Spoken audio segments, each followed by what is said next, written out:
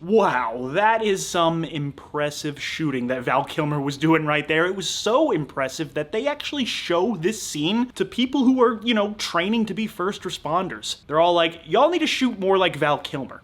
Welcome to Movies Revisited. I'm your host, Taylor James Johnson, and today we're going to be revisiting Michael Mann's Heat. There are so many amazing men in Heat. There's no other way to say that. This is one of the greatest casts ever put together. And I'm not even talking about Robert De Niro and Al Pacino. Take them out of the movie and it's still one of the most amazing casts put together, with Val Kilmer as, that wonderful little cinematic cherry on top. Look at this. It comes with Goodfellas. So you can watch Heat and Goodfellas. Or actually, maybe you can't because it's a Warner Brothers DVD. Ooh. So yeah, let's see what the great Brian Accardo has to say about Heat.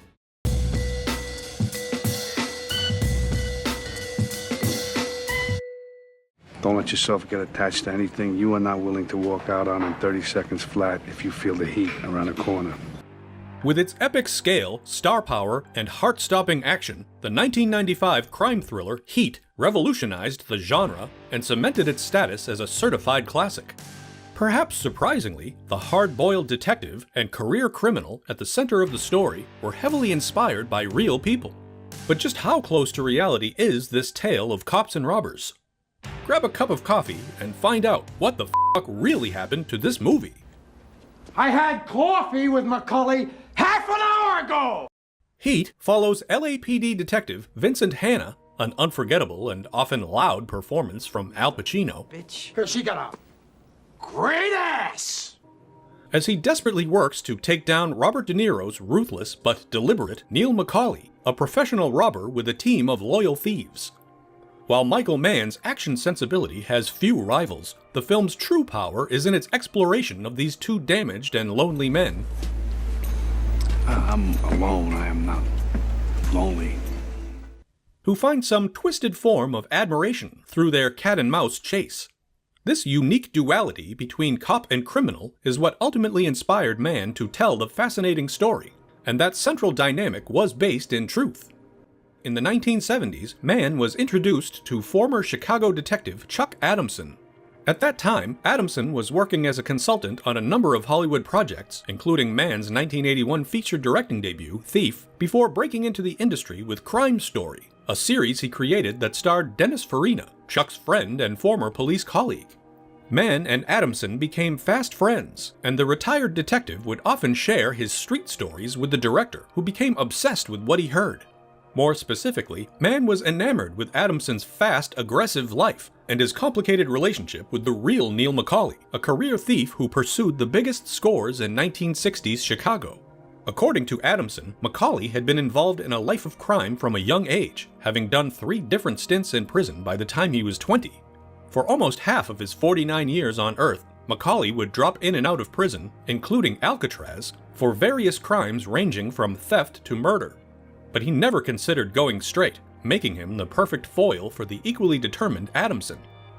Michael Mann immediately began working on the script, basing other characters within the story on criminals and cops that he met during his years through ride-alongs and conversations with active or retired law enforcement.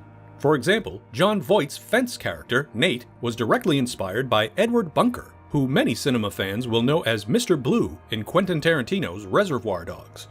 Bunker was another longtime criminal and bank robber who found his way into Hollywood thanks to his debut novel, No Beast So Fierce, which he wrote during his final prison stretch. His book became required reading on the set of Heat, and Bunker worked as a crime consultant on the film. Val Kilmer's character, Chris Chehalis, is very loosely based on Miklos Palesti, a former associate of Macaulay's. And Kevin Gage's lowlife, Waingro, the real villain of the movie, was based on a snitch who ratted out a crew of criminals in Chicago. The real Waingro went missing and was later found in Mexico, dead and nailed to the wall of a shed. While not directly inspired by anyone in particular, the rest of Macaulay's crime crew and Hanna's team of investigators were all imbued with the personalities of people Michael Mann had met or heard stories about. Mann finished the script in the late 1970s, hoping to find a director to tackle the story, but nothing came to fruition. Years passed, and as Mann's status in Hollywood grew, he he was given the opportunity to create a television show for NBC. Figuring this was his best chance to bring the material to the screen, he retrofitted the story and filmed a pilot, which was never picked up for series. That pilot was turned into a forgettable TV movie called L.A. Takedown, which features many of the 1995 film's main beats like the armored car heist and post-bank robbery Shootout. While it obviously does not have the A-list star power, L.A. Takedown did have Michael Rooker among Hannah's team and ubiquitous character actor Xander Berkeley as double-crossing scumbag Waingro. When the project failed to gain any traction, everyone moved on. But you do not get to watch my fucking television set. But years later, Michael Mann decided to revisit the story after realizing it could only work as a full-length feature. He expanded the plot, fine-tuned the main characters, and teamed up with veteran producer Art Linson to finally bring his true vision to the big screen. The rest is history. While Vincent Hanna and Neil McCauley are at least partially based on real people, what about the heists, blood-pumping shootouts, and other memorable moments that have made the film a beloved classic? Give me all you got! Listen, give me all you got! Heat opens with an armored truck robbery that involves a stolen ambulance, a heavy-duty tow truck, and a whole lot of coordination. After the tow truck flips the armored vehicle, our thieves rush in and steal some bonds for their employer. The operation goes smoothly until Waingro, the loose cannon of the bunch, shoots one of the security guards, resulting in the termination of the others. Drop of a hat, these guys will rock and roll. It's a hard-hitting opening sequence and sets the tone for what's to come. But this heist is not based on any specific real-life robbery. However, that's not to say it wasn't inspired by a combination of real-life heists, as Michael Mann's films are often developed through heavy research and eyewitness testimony to make them as realistic as possible. This is so true that when Mann attended a Paris Film Festival years later, French gangster Redouane Faïd approached him and said, "You were my technical advisor." Faïd claimed to have watched Heat dozens of times to hone his skills as a bank robber, on his way to becoming France's most wanted criminal. The media would also later attribute the film's influence to a number of armored car robberies in several countries. After the movie's opening heist, we're introduced to shifty businessman Roger Van Zant, the owner of the stolen bonds. The resulting subplot involving him and his purloined paperwork was made up for the film. By all accounts, the real McCauley and his crew mainly targeted hard cash and were never embroiled in such a scheme. Similarly, in the film, Hannah meets with a criminal informant who has information on McCauley's next score, a precious metals warehouse. The cops set up surveillance in a cargo truck across the street from the repository. On the night of the heist, McCauley and his crew arrive, cutting the alarms and drilling into the main vault. While the crew works, McCauley steps outside to keep watch. When one of the anxious officers in the nearby truck slips, McCauley gets spooked and abandons the heist, forfeiting a large payout.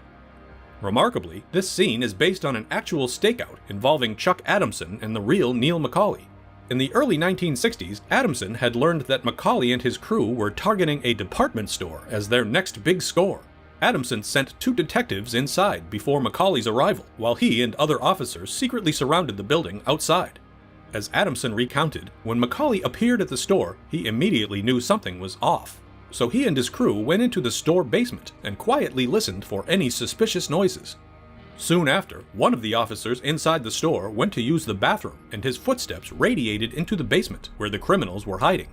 McCauley and his crew calmly exited the store and never returned. Not only was the stakeout blown, but now McCauley knew the cops were on his trail. Despite how infuriating it was for Adamson to lose McCauley at the time, he gained a lot of respect for the thief's professionalism and meticulous nature. Although they operated on opposite sides of the law, Adamson couldn't help but admire McCauley. He thought it was exciting to chase such a good thief. This duality is what informed the crackling dynamic between Pacino and De Niro, which was masterfully showcased in the now famous coffee shop conversation between Hannah and McCauley. In the film, Hannah pulls McCauley over on the LA freeway, and while McCauley is ready for a confrontation, Hannah merely offers to buy him a cup of coffee. At a nearby restaurant, the 2 characters connect in ways they've arguably never been able to with anyone else. They share personal details and bond over their very similar lives, albeit on opposite sides of the morality spectrum. Both men strongly imply they will not hesitate to kill the other if necessary. Brother, you are going down. This entire scene is almost taken verbatim from a real sit-down between Adamson and Macaulay. According to the retired detective, he and Macaulay had serendipitously crossed paths on the street in 1963. They agreed to grab coffee at a local diner, and although the conversation started off tense, with Adamson telling the thief to take his criminal activities elsewhere, the tension gradually subsided, and the two ended up having a rather deep and intimate conversation. Just like Hannah in the film, Adamson was going through some personal issues at the time, and he let some of that weight off his chest. Despite the rapport between the two men, both recognized that one would probably kill the other the next time they met. Unsurprisingly, those words rang true. Soon after their meeting, Hannah finally gets a tip concerning which bank Macaulay and his crew plan to strike. They rush to intervene, but before the police have a chance to confront the men, Chris spots them and unloads his weapon, resulting in one of the most realistic firefights ever captured on celluloid. While some details were inspired by actual situations, the iconic sequence was largely a work of fiction created entirely for the movie. But Michael Mann did strive to make it as realistic as possible. The scene is famous because of how grounded it is. The cast used real weapons and went through thousands of blank rounds, and Mann captured the live production audio of the deafening gunfire. Macaulay firing through the getaway car windshield came from a weapons trainer and former soldier who had once employed the tactic in a real combat situation. The fluid suppressing fire and movement utilized by the robbers was based in military training, and the actors trained for months to make it look as accurate as possible. In fact, the scene has since been shown to Marines as a practical example of bounding Overwatch tactics. While the event itself is fictional, it was so realistic that it's believed to have inspired the 1997 North Hollywood Shootout, in which two men with body armor and high-caliber weapons robbed a bank and engaged in a brutal, protracted firefight with the LAPD. The shootout is considered one of the longest and bloodiest events of its type in American police history. When the smoke cleared, both robbers were dead, and 18 others, including 11 officers, were injured. The final hour of Heat traces the fallout of this botched robbery and its impact on our main characters. As Hannah's pursuit of his prey ramps up, Macaulay abandons a last-ditch escape plan with his new girlfriend to go after the men who betrayed him. Meanwhile, Chris tries to avoid the police, who have wrangled his wife into a sting operation to capture him. And Hannah's third marriage begins to collapse, and his stepdaughter narrowly survives a suicide attempt. It all makes for compelling drama, but none of this actually happened. Although the significant others were all inspired by women who were involved with criminals and hard-living detectives like Macaulay and Hannah, none of them were explicitly based on real people. After Macaulay executes Waingro, the film climaxes with a shootout on an airport runway. It's a tense showdown between Hannah and Macaulay, which ultimately culminates with the detective getting the upper hand on his adversary, who slowly dies in the presence of, perhaps, the only man who will ever understand him. The end of the real Macaulay's reign of thievery wasn't nearly as sentimental and epic as Mann's depiction. In 1964, Adamson and his team of detectives got word that Macaulay was planning to rob a grocery store and tailed the crew to the location where cash trucks were dropping off large sums of money. The thieves hurried inside while Macaulay remained in the car. Adamson and his team could see the men holding up the store, but waited to avoid a potential bloodbath.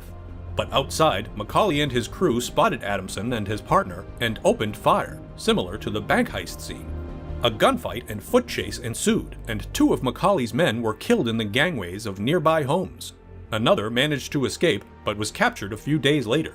And Adamson chased Macaulay further into the surrounding suburbs before killing him on someone's front lawn, a much less dignified end to a respected foe. It's important to note that Michael Mann never set out to make a true story about the events or the two men at the center of the film. Rather, it was their unique dynamic and mutual esteem that inspired Mann to write the film. But while it may predominantly be a work of fiction, thanks to a stellar cast and Mann's grounded approach and thorough research, Heat remains a thrilling crime classic. Let us know your thoughts. Leave a comment in the comments, and thanks for watching.